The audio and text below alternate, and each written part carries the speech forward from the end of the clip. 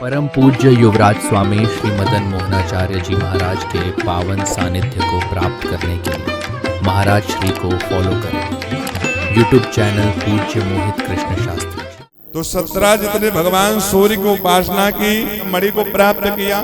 सत्राजित उस मणि को पहन करके आया। द्वारिकाधीश के लोगों ने देखा, उससे निवेदन किया कि इस मणि को आप द्वारिकापुरी में भगवान को दे दो, यहाँ की जो प्रजा है उसका पालन पोषण होगा।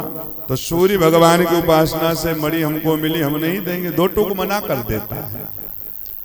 सत्राजित चला आता। सत्राजित का भाई था प्रसेनजित, और प्रसेनजित उस मणि को एक धागे में पिरो करके पहन करके जाता शिकार खेलने के लिए। और शिकार खेलने के लिए गया खेलने के लिए, वहां पर एक सिंह मिलता है, प्रसेनजित को मार देता है। प्रसेनजित को मार करके वो सिंह मणि को लेकर के जाता। आगे चल करके भालू, रीछपत भालू मिलते हैं, उसको मार देते हैं, वो मणि को लेकर के चले जाते हैं। इधर कई दिन बीत गए, प्रसेनजित वापस नहीं आया।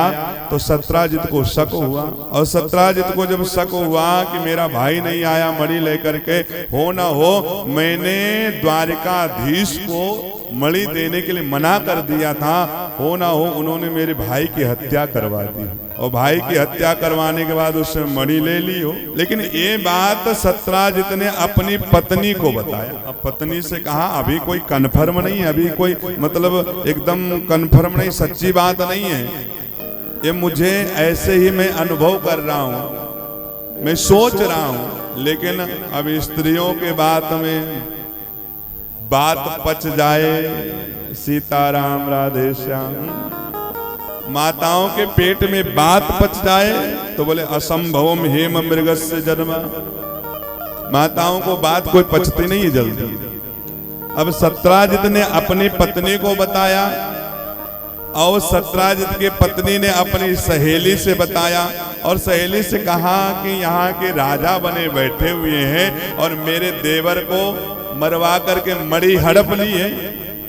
लेकिन ये बात अभी कोई कंफर्म नहीं है, अभी सच नहीं हुए। मैं तुझको अपने प्राणों से ज्यादा मानती हूं, इसलिए मैंने तुमको बता दिया, ये बात किसी और से मत बताना। अब उसकी सहेली ने अपनी सहेली से बताया। उसकी सहेली ऐसे बोले, करने करने जपंजना, बोले पूरे द्वारिकापुरी में बात फैल गई।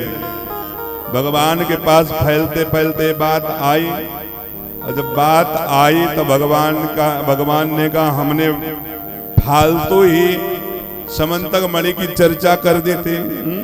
भगवान ने कहा जीवन पर्यंत हमने चोरी तो की, माखन चुराया, चीर चुराया, लेकिन कोई कलंक नहीं लगा। लोग पता भी चल जाता था तो वो सच था, लेकिन ये मणि मैंने चुराई नहीं है, ना मैंने ली है, ये हमको ऐसी कलंक क्यों लग गया। भगवान ने विद्वानों को बुलाया, पंडितों को बुलाया, और बुला करके कहा थोड़ा देखो ग्रह गोचर हमारा कि क्या चल रहा है, हमको एक कलंक क्यों लगा।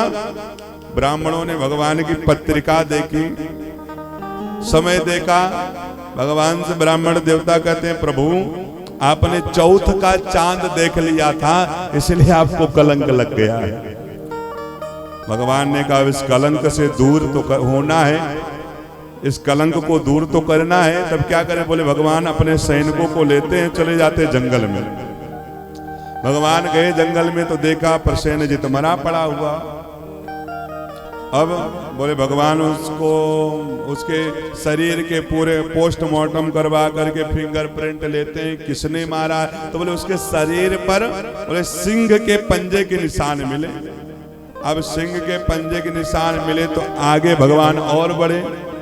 अब जब आगे बढ़े तो देखा आगे सिंह भी मरा पड़ा हुआ है। अब बोले उसका भी पोस्टमार्टम हुआ। उसके शरीर पर बोले भगवान ने जब फिंगरप्रिंट लिया तो भालू के पैरों के निशान मिले, हाथों के निशान मिले। अब वहां से चले तो बोले एक गुफा मिली। भगवान ने सैनिकों से कहा एक काम करना, 12 दिन तक मैं यदि नहीं आऊंगा तो तुम लोग चले जाना। भगवान अंदर चले गए, जाते हैं इधर। बोले अंदर जब गए तो एक जो जामवान जी की पुत्री थी जामवती, वो मणि के साथ खेल रही थी। भगवान ने कहा ये मणि हमको दे दो।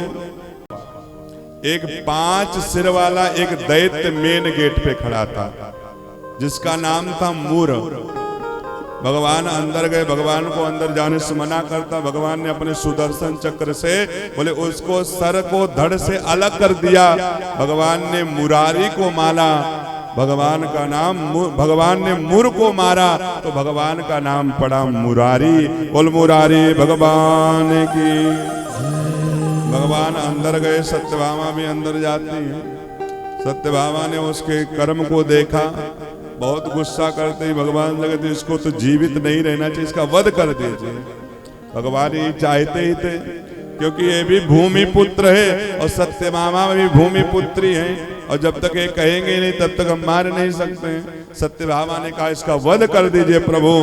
तब बोले भगवान ने उसका वध कर दिया, और उसके कारागृह में 16,100 कन्याएं थी, उनको मुक्त कर दिया। अब कन्याएं कहने लगी प्रभु मैं कहाँ जाऊं, मेरे माता पिताजी तो हमको स्वीकार कर लेंगे, लेकिन कौन राजा हमसे विवाह करना चाहिए।